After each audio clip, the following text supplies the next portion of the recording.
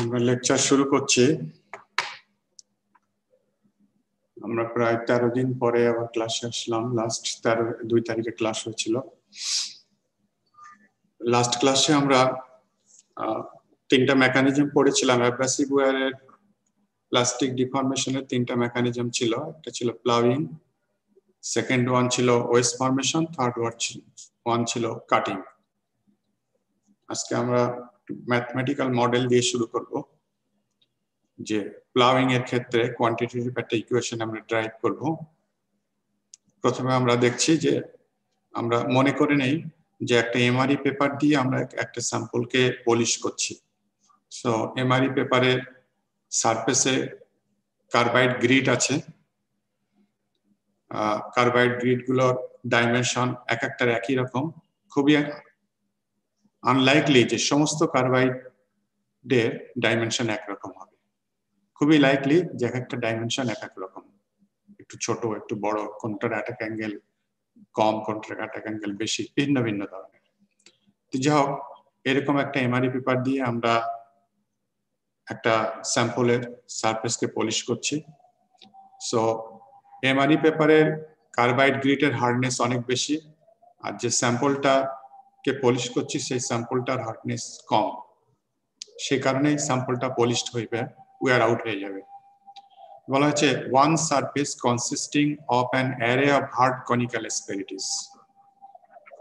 One surface মানে হচ্ছে, one সারফেসটা হচ্ছে এমআরই পেপার, তার ভিতরে কি আছে, consist of an array of hard conical asperities. Conical সাইজের অ্যাসপেরিটি গুলো, দ্যাট ইজ কার্বাইড পার্টিকেল গুলো হচ্ছে কনিক্যাল শেপের, এবং তার অ্যাসপেরিটি তার মানে কার্বাইড পার্টিকেল গুলো এরকম। সো এরকম sliding on a softer and flat surface. Softer and flat সারফেসটা হচ্ছে আমাদের স্যাম্পলটা, যে স্যাম্পলটার আমরা মাইক্রোস্ট্রাকচার দেখতে চাই। And ploughs a groove of uniform depth. এবং তাহলে কি হবে, আমরা যখন পলিশ করে নিয়ে যাব, লেফট থেকে রাইট সাইডে নিয়ে যাব, তখন কি হবে, কার্বাইড পার্টিকেল গুলো একটা ইউনিফর্ম ডেপথে সে ওয়্যার আউট করে নিয়ে যাবে আমার স্যাম্পলটাকে। তো এটাকে আমরা বড় করে এখানে বুঝি, একটা কার্বাইড পার্টিকেল দেখানো হয়েছে। এই যে একটা কার্বাইড পার্টিকেল উপরে এরকম আছে। সো তার অ্যাটাক অ্যাঙ্গেল হচ্ছে এটা, এটুকু হচ্ছে অ্যাটাক অ্যাঙ্গেল, যার ম্যাগনিটিউড হচ্ছে থিটা। সো এটা থিটা, এটাও থিটা হয়ে যায়। যখন এমআরই পেপারটাকে আমরা লেফট সাইড থেকে রাইট সাইডে পলিশ করে নিয়ে যাব, এই দিক থেকে এই দিকে নিয়ে যাব, একটা ডিস্টেন্স বলা হচ্ছে, কত ডিস্টেন্স আমি মুভ করলাম, ডিস্টেন্স হচ্ছে এক্স। তার মানে এই অ্যাসপেরিটির এই কন্টাক্টটা এখন এখানে আছে, এক্স ডিস্টেন্স পরে সে এখানে চলে যাচ্ছে। সো এটাকে যদি আমি এ পয়েন্ট ধরি, এই এ পয়েন্ট চলে যাচ্ছে এ প্রাইমে। এটাকে যদি বি পয়েন্ট ধরি, বি পয়েন্ট চলে যাচ্ছে বি প্রাইমে। এখন এক্স ডিস্টেন্স মুভ করলে কতটুকু যায়, এবং স্যাম্পলের ভিতরে যতটা ডেপথে আছে এটাকে ফিট বলা হয়, সেটা হচ্ছে ডি। এই ডান সাইডে দেখানো আছে ডি। এখন এক্স ডিস্টেন্স সে যদি মুভ করে, তাহলে আমরা দুই ভাবে ধরতে পারি, এ আর এ প্রাইমকে ধরতে পারি। তাহলে আমরা বলবো যে এখান থেকে এই পরিমাণ ভলিউম সে ওয়্যার আউট করে নিয়ে গেছে। আবার এখানে বি ধরলে ওটাকে বি প্রাইম ধরতে হবে, এবং এই ছবি অনুযায়ী এরা বি আর বি প্রাইম ধরেছে, এই যে হ্যাশড লাইন দিয়ে আছে। সো এতটুকু হচ্ছে ম্যাটেরিয়াল ডিসপ্লেসড। যখন এই কনিক্যাল অ্যাসপেরিটিটা এক্স ডিস্টেন্স ট্রাভেল করবে, সো আমার যে স্যাম্পল যেটা পলিশ করতে চাই, সেই পলিশ স্যাম্পল থেকে এই পরিমাণ ম্যাটেরিয়ালকে ডিসপ্লেস করে নেওয়া যাবে প্লাস্টিক গ্রুপ। আর এই বি আর বি প্রাইমকে কনসিডার করা হয়েছে এই ছবি অনুযায়ী।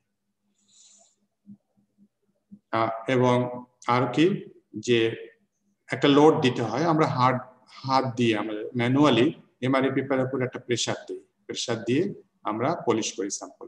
সেই একটা কনিক্যাল বলা হচ্ছে যে একটা কনিক্যাল অ্যাসপেরিটির উপরে যে লোডটা আমরা দিচ্ছি সেটা ডিডব্লিউ। এমআরই পেপারের উপরে অনেক লোড দিচ্ছি আমরা, কিন্তু সেটা সমস্ত কনিক্যাল অ্যাসপেরিটির উপরে যে পড়ছে। সো একটা কনিক্যাল অ্যাসপেরিটির উপর যে লোডটা পড়ছে সেটাকে বলা হচ্ছে ডিডব্লিউ। আমরা নেক্সট স্লাইডে চলে যাই। এখন আমরা ওই যে 4 মডেল পড়েছিলাম, সেখানে এরকম একটা ছিল যে কনিক্যাল শেপের অ্যাসপিরিটি হলে কি হয়, একই কনসেপ্ট এখানে আসবে।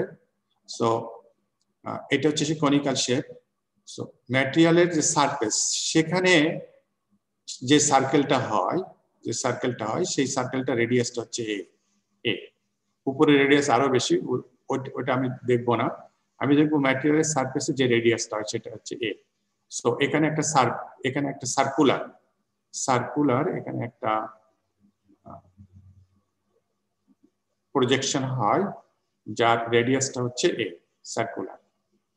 এবং আমার ম্যাটেরিয়ালকে ডিসপ্লেস করার জন্য, ম্যাটেরিয়াল ডিসপ্লেসের জন্য রেসপন্সিবল হয় শুধু সামনের পোর্শনটুকু, পিছনের হাফ পোর্শনটুকু সাথে ম্যাটেরিয়ালের কোনো কানেকশন থাকে না, শুধু সামনের হাফ পোর্শনটুকু থাকে। সো এই ডিডব্লিউ লোড যেটা একটা কনিক্যাল শেপ অ্যাসপেক্টের উপর পড়ছে, তাকে ব্যালেন্স করবে হচ্ছে এই জায়গার হরিজন্টাল প্রজেকশনটা। সো এই জায়গার হরিজন্টাল প্রজেকশনের এরিয়াটা কত? এরিয়াটা হবে, এটি যদি এ হয়, তা পুরো সার্কেলটার এরিয়া হচ্ছে পাই এ স্কয়ার, অতএব তার এটুকুর এরিয়া হবে pi a square by 2, half, প্রথম হাফ পোর্শনটা যেহেতু। এখানে বলা আছে figure shows a single conical asperity with at angle theta. আমরা বুঝতে পারছি asperity creates a track through the softer surface with a depth D. এটা ডি ডেপথ এর একটা সফটার সারফেসের ভিতরে ডি ডেপথের একটা চ্যানেল তৈরি করেছে, এন্ড উইথ 2a। এই যে চ্যানেলটা হবে, এই চ্যানেলটা আমরা যদি এই ডিরেকশন থেকে দেখি, তাহলে এই চ্যানেলটার জিওমেট্রি হবে এরকম।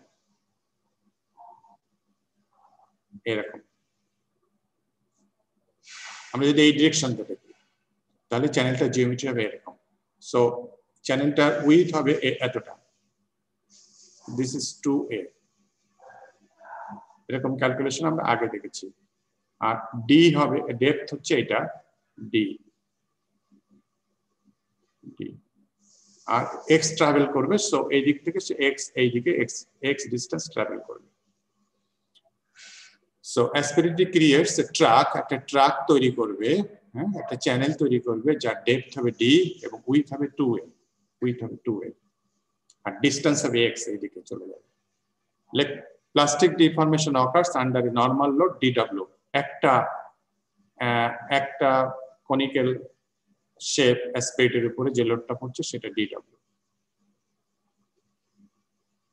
তাহলে এই ডিডব্লিউ লোডটাকে ব্যালেন্স করবে ওই এই জায়গার হরাইজন্টাল প্রজেকশন। এই জায়গার হরাইজন্টাল প্রজেকশনটা হচ্ছে pi a square by 2, so half pi a square. এটা হচ্ছে এরিয়া, আর এটা হচ্ছে লোড। সো লোড সমান হচ্ছে এরিয়াকে প্রেসার দিয়ে গুণ করতে হবে। প্রেসারটা হচ্ছে মানে এইটাকে, লোডটা কাজ করছে নিচের দিকে, আর অ্যাসপেরিটিটাকে উপরের দিকে বাধা প্রদান করবে, সেটা হচ্ছে এই ম্যাটেরিয়ালের হার্ডনেস। সো হার্ডনেসটাই হচ্ছে সেই প্রেসার। সো এই ম্যাটেরিয়ালের হার্ডনেসটাকে ধরা হচ্ছে H. So hardness unit and pressure unit same. So area into pressure, that area into hardness. So load. So dW হচ্ছে pi a square by 2 into H. This is now equation number 1. H হচ্ছে hardness of the surface surface. dV কি হবে? dV মানে হচ্ছে যে এই জায়গা, এই যে হ্যাশ লাইন দেওয়া আছে যার ডিসটেন্স হচ্ছে এইটুকু, আর এই জায়গার প্রজেকশনটা কেমন, এই বাম সাইডের ফিগারে আমি দেখেছিলাম, সেটা হচ্ছে এরকম। যদি আমি এই সাইড থেকে দেখি, সো এইটুকু হচ্ছে টোয়াইস এ, আর এইটুকু হচ্ছে ডি। সো আমরা টোটাল ভলিউম হবে এই সারফেসটা নেব আর এক্স ডিস্টেন্সটা নেব। এই সারফেস এরিয়াটা হচ্ছে, এটা একটা ট্রায়াঙ্গুলার, সো হাফ ভূমি গুণ উচ্চতা। সো হাফ ভূমি মানে হচ্ছে 2a, উচ্চতা হচ্ছে ডি, সো উচ্চতা হচ্ছে ডি। সো এই হ্যাশ লাইনের এরিয়াটা পেলাম আমি। এইবার এর সঙ্গে ডিস্টেন্স গুণ করলে ভলিউম চলে আসবে, ওর সঙ্গে ডিস্টেন্স হচ্ছে এক্স গুণ করা হলো। So that is the dv. Dv বলা হচ্ছে একটার কারণে, যেহেতু আমরা একটা অ্যাসপেরিটি চিন্তা করছি ডিবি, এখান থেকে এই ডি সমান চলে আসে ট্যান থিটা, এটা চিন্তা করলে বোঝা যাবে যেহেতু এটা হচ্ছে থিটা, সো ট্যান থিটা মানে হচ্ছে লম্ব বাই ভূমি, লম্ব মানে হচ্ছে ডি আর ভূমি মানে হচ্ছে এ হয়, তো ডি সমান হচ্ছে এ ট্যান থিটা, ডি সমান হচ্ছে এ ট্যান থিটা, 2 কেটে গেল, সো এটা চলে আসে, আলটিমেটলি এইটা চলে আসে ডিবি। এখন 1 and 2 কে যদি আমরা সলভ করি, 1 and 2 থেকে পাওয়া যায় এইটা, ডিবি সমান এটা পাওয়া যায়। এখন এটাকে যে এটা হচ্ছে একটা স্পিরিটের কারণে, এটা অ্যাসপেরিটি। এখন এর উপর দিয়ে আমার কি আছে, উপর দিয়ে আমার এমআরই পেপার আছে, সো এখানে একটা স্পিরিটি আছে, এর পাশে আরেকটা স্পিরিটি আছে, বাম পাশে আরেকটা স্পিরিটি আছে, হান্ড্রেডস অফ থাউজেন্ড অফ স্পিরিটি আছে। সো আমি যখন ইন্টিগ্রেশন করলে হবে কি, সমস্ত অ্যাসপিরিটির কারণ এক্স ডিসটেন্স ট্রাভেল করলে, এমআরই পেপারটা এক্স ডিসটেন্স ট্রাভেল করলে, সমস্ত অ্যাসপিরিটি এক্স ডিসটেন্স ট্রাভেল করলো, এবং সমস্ত অ্যাসপিরিটির কারণে টোটাল যে ভলিউমটা হলো সেটা।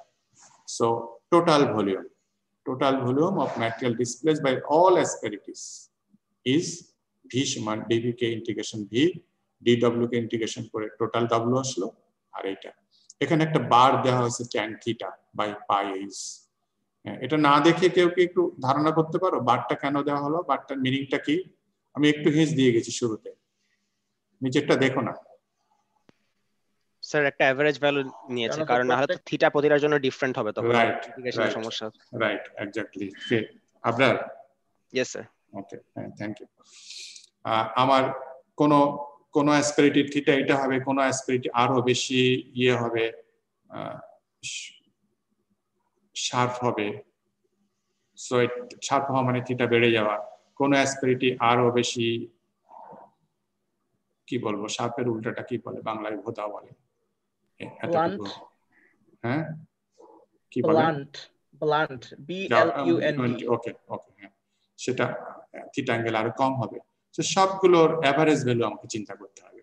তাই ট্যান থিটা বার মানে হচ্ছে সমস্ত অ্যাসপেরিটি এভারেজ থিটা এর ট্যান ভ্যালু, সেটা হচ্ছে tan theta average of the tan theta values of all individual conical asperities, এটাকে আবার রাফনেস ফ্যাক্টর বলা হয়, সেজন্য একটা বার দেওয়া আছে। সো টোটাল ভলিউম হবে এইটা 2wx tan theta bar by pi h। আমরা আর্কার্টস ইকুয়েশন পড়েছিলাম অ্যাডহেসিভের জন্য। আর্কার্টস ইকুয়েশনটা ম্যাগনিটিউডটা কি ছিল? v সমান k wx by h, এইটা ছিল আর্কার্টস ইকুয়েশন ফর অ্যাডহেসিভ।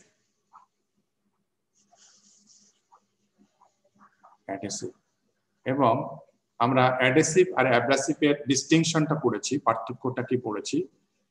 প্র্যাকটিক্যালি একটা রেঞ্জ থাকে, এবং এই রেঞ্জটা যথেষ্ট ওয়াইড, যেখানে অ্যাডহেসিভ অ্যাব্রাসিভ দুটো একসঙ্গে হয়।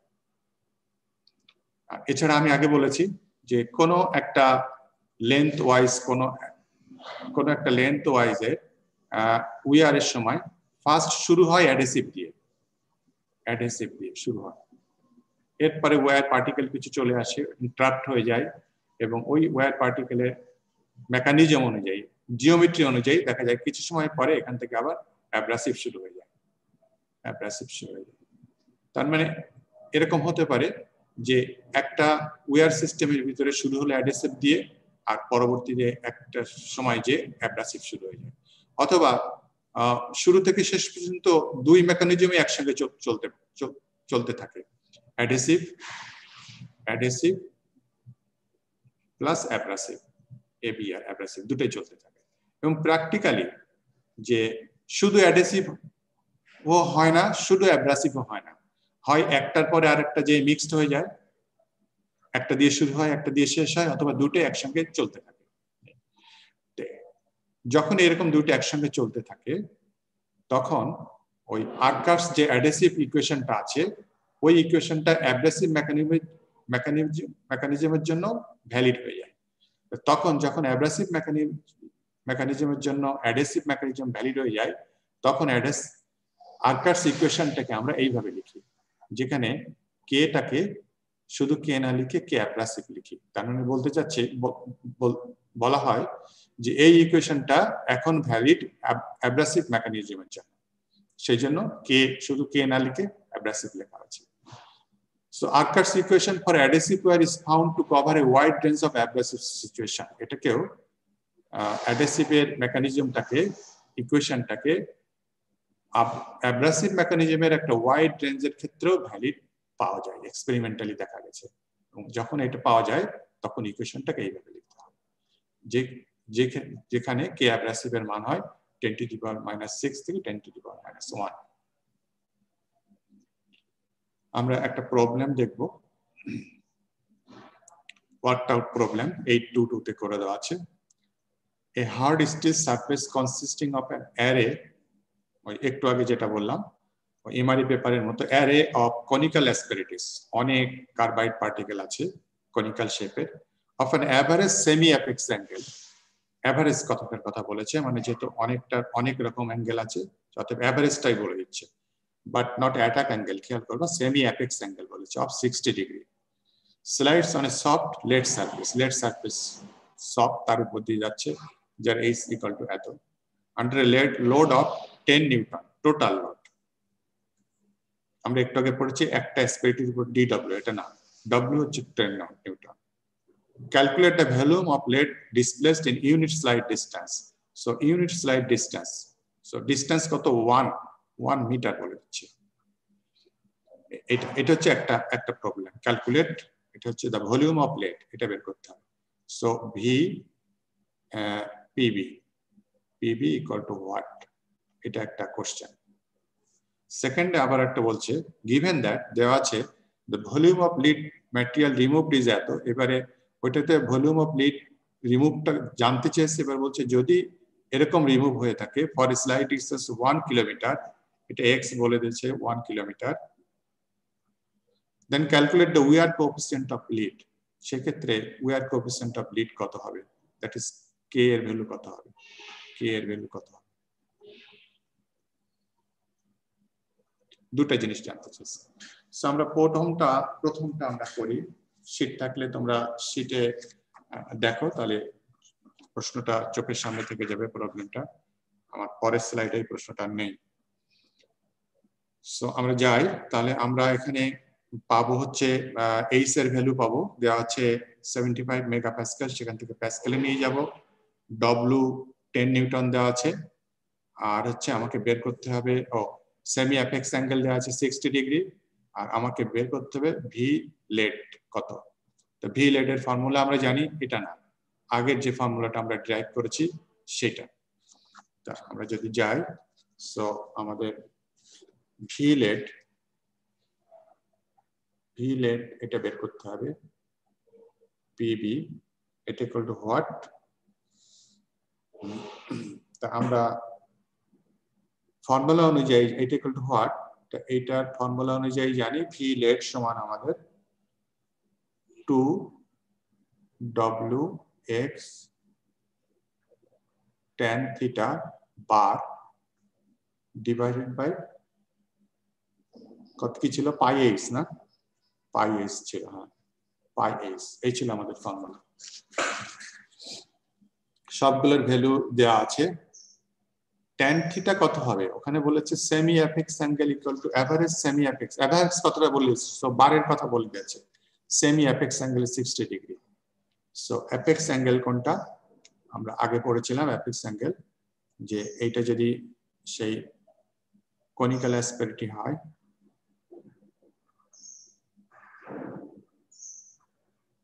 এটা যদি কনিক্যাল অ্যাসপেরিটি হয়, so this is the theta, আর এইটা বলা হয়েছিল অ্যাপেক্স অ্যাঙ্গেল, এই অ্যাঙ্গেলটা হচ্ছে অ্যাপেক্স অ্যাঙ্গেল। আর সেমি অ্যাপেক্স অ্যাঙ্গেল মানে হচ্ছে এর অর্ধেকটা, সো এইটা বলা হচ্ছে 60 degree. This is semi apex angle.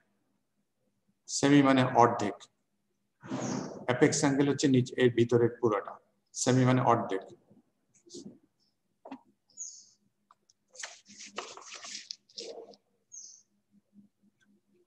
এটা হচ্ছে সেমি অ্যাপেক্স অ্যাঙ্গেল। এইটা হচ্ছে 60, এইটা 60 হলে এই পুরোটা হচ্ছে 90, সো আমার অ্যাটাক অ্যাঙ্গেল হচ্ছে 90 মাইনাস 60 সো 2W হচ্ছে 10 নিউটন x হচ্ছে ইউনিক স্লাইডিং ডিসটেন্স বলা হয়েছে দ্যাট ইজ 1 আর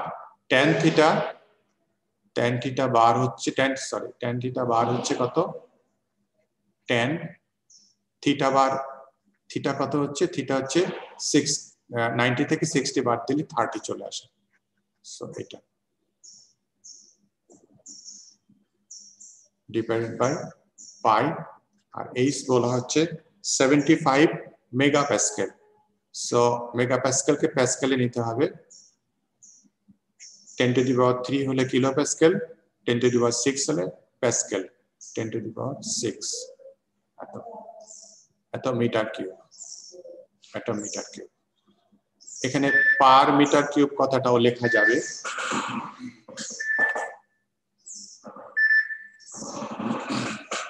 পার কত কারণ ওই যে slide for unit sliding distance এই যে বলা হচ্ছে 1 মিটারের জন্য কত 1 মিটার স্লাইডিং এর জন্য কত তাহলে যদি আমি পার মিটার লিখি তার মানে 1 মিটার স্লাইডিং এর জন্য এত মিটার কিউব ব্লেড ডিসপ্লেস হবে এর মিনিংটা হচ্ছে তাই সো এটা সমান চলে আসে 4.9 into 10 to the power minus 8 meter cube per meter. So this is our answer.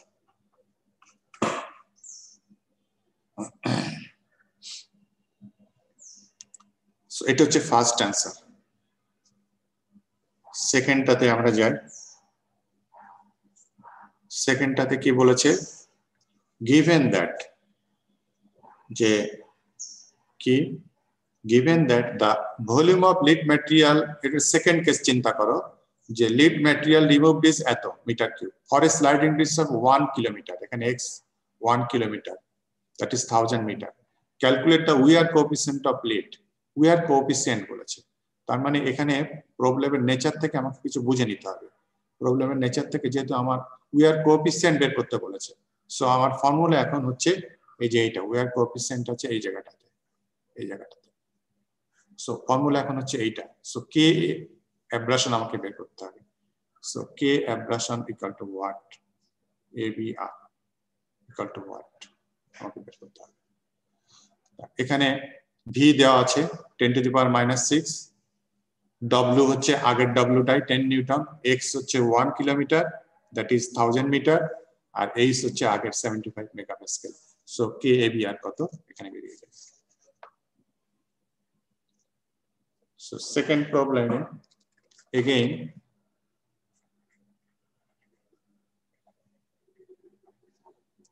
আমরা এবারে লিখব V lead সমান হচ্ছে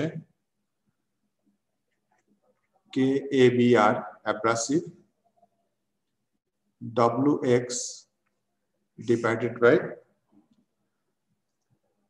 H এখান থেকে hence K abrasive V lead H divided by WX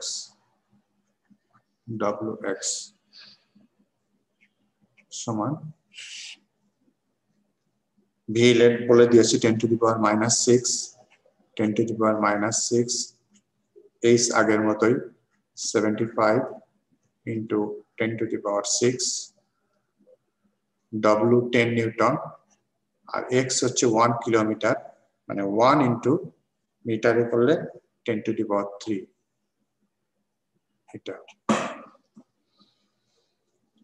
এটা আসে হচ্ছে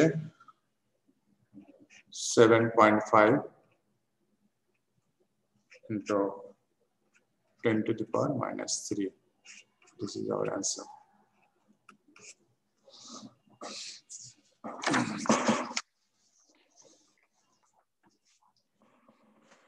স্যার হ্যাঁ বলো স্যার এই প্রবলেমটাতে আমরা প্রথম পার্টে আনসার পেয়েছি যে যে 1 মিটার স্লাইড করলে এটা অ্যাব্রেডেড ভলিউম হবে 4.9 ইন্টু 10⁻⁻8 কিউবিক মিটার। তাহলে স্যার 1 কিলোমিটার যদি যায় তাহলে এটা হবে 4.9 ইন্টু 10⁻⁻5 কিউবিক মিটার, কিন্তু প্রশ্ন আছে 10⁻⁻6 কিউবিক মিটার, মানে 1 কিলোমিটার গেলে। তাহলে স্যার এই দুটো একই সাথে ঠিক হয় কি করে? আমি তো স্যার একই লোড ইউজ করেছি। এখানে ভিন্ন ভিন্ন সিচুয়েশন তো বলেছে তোমাকে। যদি এরকম হয়, গিভেন দ্যাট যদি এরকম হয় তাহলে এটার মান কত?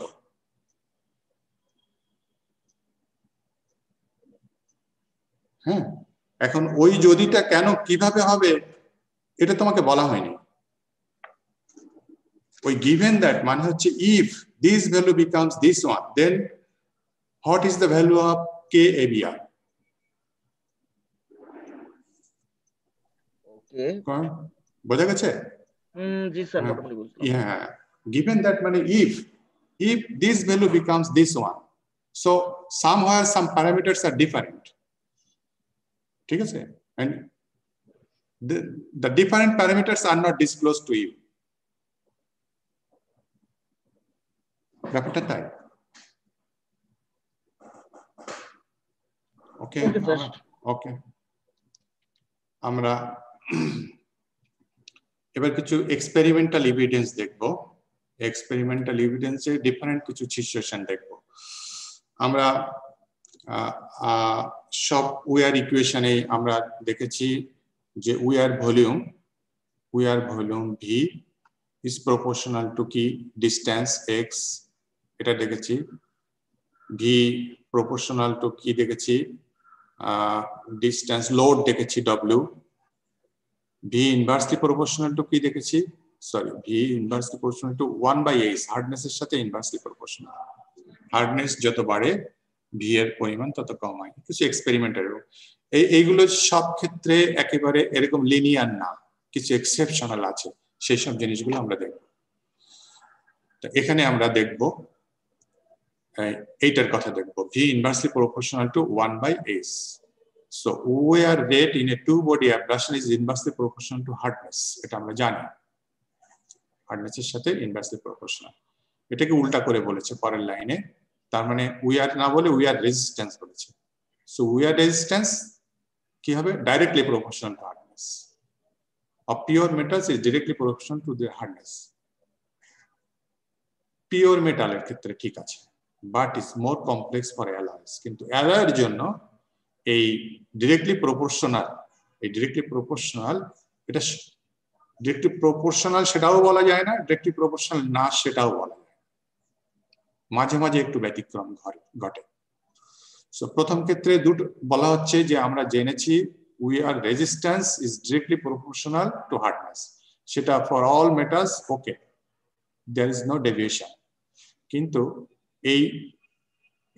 এই কথাটা আমরা সব সময় মেটাল অ্যালয়ের জন্য বলতে পারবো না। there is some complexity for alloys, এই স্টেটমেন্ট আমরা দিতে পারবো না।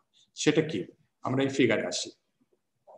ফিগারে এই এক্স অ্যাক্সিসে দেওয়া আছে হার্ডনেস আর ওয়াই অ্যাক্সিসে দেওয়া আছে ওয়্যার রেজিস্ট্যান্স, সব প্রপোর্শনাল হবে। আমরা কার্ভগুলো দেখি, এই লাইনটা দেখি, এখানে বিভিন্ন মেটাল দেওয়া আছে নিচ থেকে উপর। এই লাইনটা দেখি আমরা, এই যে লিড সফট মেটাল, এই যে এখানে তার হার্ডনেস 0-র কাছাকাছি বলা হয়েছে, এই গিগা প্যাসকেল অনুযায়ী 0-র কাছাকাছি, এদিকে গিগা প্যাসকেল। তারপর থেকে হার্ড মেটাল গুলো বসানো হচ্ছে, এবং যত হার্ড মেটালের দিকে যাচ্ছি আমরা তত কি হচ্ছে, উইয়ার রেজিস্ট্যান্স বেড়ে যাচ্ছে। তাই হওয়ার কথা তাই হয়ে গেছে, এই লাইনটা লিনিয়ারলি উপরের দিকে চলে গেছে, হার্ডনেস বেশি উইয়ার রেজিস্ট্যান্স বেশি। হোয়াট অ্যাবাউট অ্যালয়, এখানে কয়েকটা অ্যালয়ের কথা বলা আছে। টুল স্টিল, এই তিনটা উপরে তিনটা বলা আছে টুল স্টিল। টুল স্টিল মানে নট মেটাল, এটা হচ্ছে অ্যালয়। অ্যালয়ের হার্ডনেস, এটা হচ্ছে একটা অ্যালয়, এটা হচ্ছে আরেকটা অ্যালয়, এটা হচ্ছে আরেকটা অ্যালয়। অ্যালয়কে হিট ট্রিটমেন্ট করে হার্ডনেস বাড়ানো হয়েছে। সো নিচের অ্যালয়টার কথা যদি আমি চিন্তা করি, কোন একটা হিট ট্রিটমেন্ট যখন করা হয়নি, না করে হার্ডনেসটা ছিল এখানে, সো তার উইয়ার রেজিস্ট্যান্স ছিল এখানে। ওই অ্যালয়টাকে একটু হিট ট্রিটমেন্ট করা হয়েছে, হার্ডেনিং ট্রিটমেন্ট করা হয়েছে, সো হার্ডনেস বেড়ে গেছে, সো উইয়ার রেজিস্ট্যান্সও বেড়ে গেছে। আরো হার্ডেনিং করা হয়েছে, উইয়ার রেজিস্ট্যান্সও বেড়ে গেছে, এন্ড সো অন। একই অ্যালয়কে করা হচ্ছে, হার্ডনেস বাড়ানো হচ্ছে হার্ডেনিং করে, হ্যাঁ, উইয়ার রেজিস্ট্যান্সও বেড়ে যাচ্ছে, সো অন। নিচের ফিগারে দেখো 0.4% কার্বন স্টিল, আর এইটা হচ্ছে 0.4% কার্বন স্টিল। এই যে স্কোয়ারটা দেখানো হচ্ছে কোল্ড ওয়ার্ক ম্যাটেরিয়াল, এটা হচ্ছে 0.4% carbon still, 0.4% carbon still. So যখন 0.4% কার্বন স্টিলকে কোনো কিছু করা হয়নি, তখন তার পজিশনটা হচ্ছে এই জায়গাটা, এই জায়গাটা। সো তার একটা হার্ডনেস আছে, তার একটা উইয়ার রেজিস্ট্যান্স আছে। এইবার তাকে হার্ডেনিং ট্রিটমেন্ট করা হয়েছে দুই ভাবে, একটা হচ্ছে কোল্ড ওয়ার্কিং করে, আর একটা হচ্ছে তোমার হিট ট্রিটমেন্ট করে। হিট ট্রিটমেন্ট করে যখন হার্ডেনিং করা হচ্ছে, সো হার্ডনেস বেড়ে যাচ্ছে, এই যে বেড়ে গেছে। যেমন আগের লাইনটাকে আমি দেখালাম, হিট ট্রিটমেন্ট করে হার্ডনেস বাড়ানো হচ্ছে, উইয়ার রেজিস্ট্যান্স বেড়ে যাচ্ছে। 0.4% কার্বন স্টিল, এটাও একটা অ্যালয়, তা হিট ট্রিটমেন্ট করে হার্ডনেস বাড়িয়ে এখানে চলে আসছে, এই যে এই জায়গায়। সো হার্ডনেস চলে আসছে কত, এখানে। উইয়ার রেজিস্ট্যান্স চলে আসছে কত, এখানে। ঠিক আছে, এইবারে অন্য হার্ডনেসটা বাড়াচ্ছে অন্যভাবে, কি, কোল্ড ওয়ার্কিং করে, cold work material. So cold working করলে তার হার্ডনেস বাড়ে, স্ট্রেস ডেভেলপ হয়, তোমরা জানো। সো কোল্ড ওয়ার্কিং করে দেখো হার্ডনেস বেড়ে গেছে, হার্ডনেস বেড়ে যায়, প্রথমে এখানে এসছে, এখানে এসছে, এই হার্ডনেস বেড়েছে, পরে হার্ডনেস বেড়ে হচ্ছে এখানে এসছে।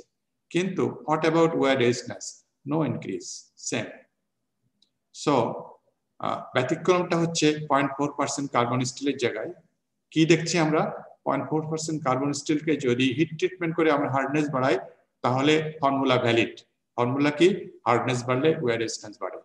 কিন্তু 0.4% কার্বন স্টিলকে যদি আমরা কোল্ড ওয়ার্কিং করে হার্ডনেস বাড়াই, তাহলে কি হার্ডনেস বাড়লে উইয়ার রেজিস্ট্যান্স বাড়ে না। সেই জন্য বলা হচ্ছে যে ওই যে স্টেটমেন্ট, হার্ডনেস বাড়লে উইয়ার রেজিস্ট্যান্স বাড়ে, that is true for metals, also true for alloys, but অতটা সহজভাবে বলা যাবে না। Sometimes it becomes complex for alloys. যেমন অন্যান্য অ্যালয়ের জন্য ঠিক আছে, ভ্যালিড। ইভেন 0.4% কার্বন স্টিলের জন্য যখন আমরা হিট ট্রিটমেন্ট করে হার্ডনেস বাড়ছি, তখনও ভ্যালিড। কিন্তু কোল্ড ওয়ার্কিং করে বাড়ালে সেটা আর ভ্যালিড থাকছে না। সেই জন্য বলা হচ্ছে মোর complex for alloys. Cold working of 0.4% carbon steel results in significant increase in bulk hardness, but has no effect on its wear resistance. So it is a practical experience, evidence. যে অ্যালয়ের ক্ষেত্রে আমরা বিভিন্ন সময় ভিন্ন ভিন্ন রকম দেখতে পাই। অন্য আরেকটা এভিডেন্স এখানে বলা হচ্ছে যে স্লাইডিং ভেলোসিটির সাথে দেখানো হচ্ছে উইয়ার রেট, আর পার্টিকেল সাইজের সাথে দেখানো হচ্ছে উইয়ার রেট। এইদিকে আছে পার্টিকেল সাইজ, আর এইদিকে আছে উইয়ার রেট। এখানে উইয়ার রেজিস্ট্যান্স বলিনি, উইয়ার রেট বলেছে। সো পার্টিকেল সাইজ বাড়লে উইয়ার রেট বাড়ে, আমরা দেখতে পাচ্ছি। কার্ভটা দুই রকম, দুইটা কার্ভ। আমরা যে কোনো একটা কার্ভের কথা চিন্তা করি, এই কার্ভটার জন্য পার্টিকেল সাইজ যত বাড়ছে উইয়ার রেট তত বাড়ছে। উপরের কার্ভটার জন্য পার্টিকেল সাইজ যত বাড়ছে উইয়ার রেট তত বাড়ছে। কিন্তু এটা একটা রেঞ্জ পর্যন্ত, অ্যারাউন্ড 100 পার্টিকেল সাইজ পর্যন্ত দুই ক্ষেত্রেই।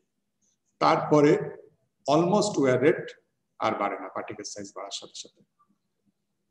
সো নিচে এটা বলা হচ্ছে wear rate increases with an increase in grid size. Grid মানে ওই যে যেটা কার্বাইড যেটা size, up to about 100 micrometre. এখানে এটা মাইক্রোমিটার ইউনিটে দেওয়া আছে। And then wear rate becomes less sensitive to particle size, almost আর বাড়ে না, less sensitive হয়ে যায়। সো পার্টিকেল সাইজের সাথে wear rate এর একটা চেঞ্জ আমরা দেখলাম। এবার ভেলোসিটির সাথে, ভেলোসিটি কি করা হচ্ছে, দুই রকম ভেলোসিটি। একটা হচ্ছে 0.2 millimetre per second slow velocity, আর হচ্ছে 200 millimetre per second fast velocity. এই দুইটার ক্ষেত্রে চেঞ্জ কি আমরা দেখতে পাচ্ছি? দুইটার ক্ষেত্রে চেঞ্জ যেটা দেখতে পাচ্ছি, হ্যাঁ, ভেলোসিটি বাড়লে উইয়ার রেট বাড়ে, কথা ঠিক আছে। দুই ক্ষেত্রেই আমরা দেখছি ভেলোসিটি বাড়লে উইয়ার রেট বাড়ে। কিন্তু কোন দিকে? নিচের দিকে দেখো,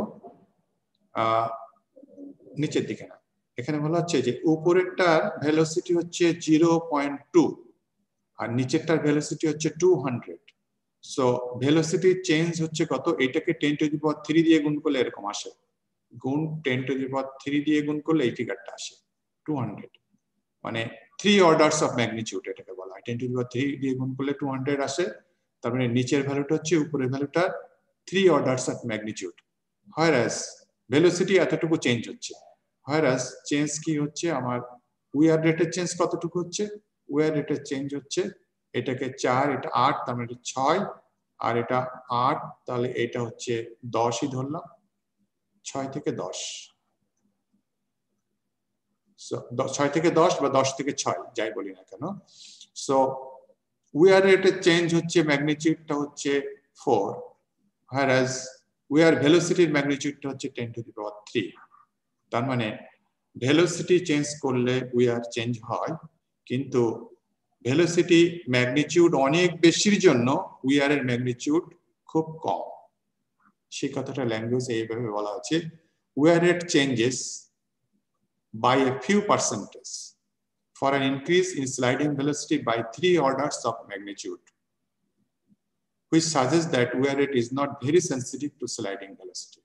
Conclusion টা হচ্ছে wear rate is not very sensitive to sliding velocity. Mathematically কিভাবে দেখলাম যে 10 to the power 3 ম্যাগনিটিউড যখন চেঞ্জ হয় ভেলোসিটি, তখন wear এর চেঞ্জটা হয় only 4 millimetre cube. So conclusion এই দুইটা গ্রিড সাইজের সাহায্যে কি যে 100 মাইক্রোমিটার গ্রিড সাইজ ইনক্রিজ পর্যন্ত উইয়ার রেট ইনক্রিজ করে, তারপরে লেস সেনসিটিভ হয়ে যায়। আরেকটা হচ্ছে কি যে wear rate changes with sliding velocity but not wear rate is not very sensitive to sliding velocity. এই পর্যন্তই আমাদের লেকচার আজকে, আর অল্প একটু আছে, এটা আগামী ক্লাসে আগামী সপ্তাহ মঙ্গলবারে ইনশাআল্লাহ।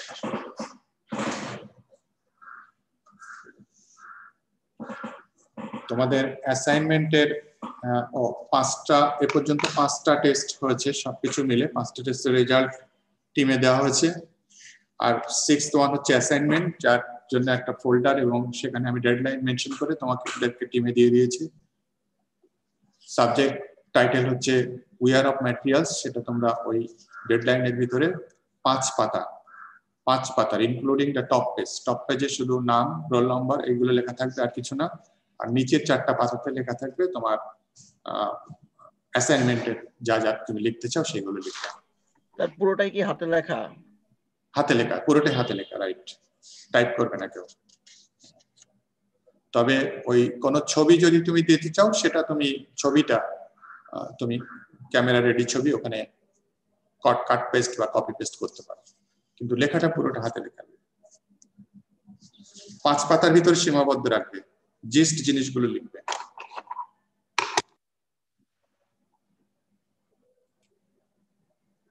আমি রোল কল করছি। 41 absent. Roll number 1. Yes sir. 2. Present sir. 3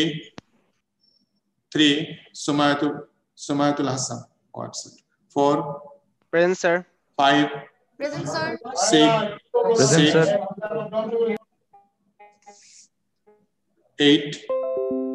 8 Naushinava. 9 Golam Murtaja. 10. Yes sir. 11 স্বাগত। হ্যাঁ আচ্ছা, তো দেখছি স্বাগত, তোমার মাইক অন করে প্রেজেন্ট দাও। Yes sir. 9 আছে গোলাম মুর্তজা। যারা প্রেজেন্ট করবে মাইক অন করে দাও, তারা মাইক অন করো। স্বাগতর মাইক অফ দেখতে পাচ্ছি। 11 স্বাগত আছো না চলে গেছো? মনে হয় চলে গেছে। 12 Yes sir. 13 Present sir. 14 Ankita দেখলাম তো শুরুতে। গোলাম মুর্তজা দিয়েছি 14 15 Yes sir. 16 Yes sir. 17 Yes sir. 18 Mahfuzur Rahman.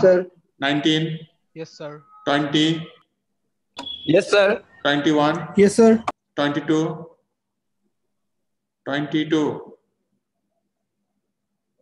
Akif Hussain Khan. Sir, 22, sir. Okay. 23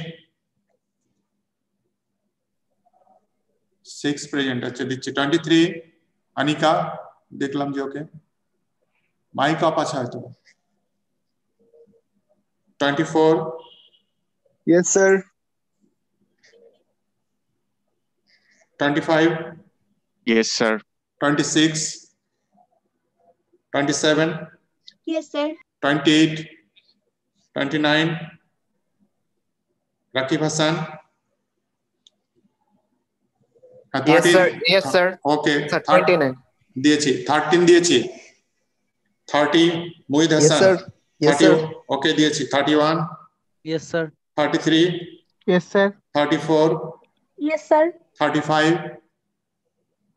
35 Moshiur Rahman 36 roll 23 Yes, sir. Disconnect হয়ে গিয়েছিলাম 23 দিয়েছি 35 মশিউর রহমান আছো 36 Masud Mia Yes, sir. Roll number 8 দিয়ে দিয়েছি 36 37 Yes, sir. 38 present sir 39 Jannatul Ferdous Anik sir ওর নেট জাস্ট চলে গেল ওকে দিয়ে দিলাম 40 সাকলাইন Yes, sir. 41 Sir, 40. 40 দিয়েছি 41 42 হৃদয় Yes, সাহা sir. 44 ওকে দিয়েছি 42 44 Yes, sir. 42 present. দিয়েছি 45 Yes, sir. 46 Yes, sir. 47 present sir 48 দিয়েছি 48 সাদিকুল absent 49 Yes, sir. ওকে 50 Yes, sir.